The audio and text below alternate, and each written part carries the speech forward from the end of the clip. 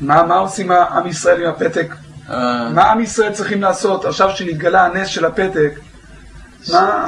מה עם ישראל צריכים? העיקר צריכים לפרסם את שם רבינו שכולנו בכל מקום תלוי בו. העיקר והיסוד שהכל תלוי בו הוא נתקע לצדיק ואמס והרבינו הפירוש.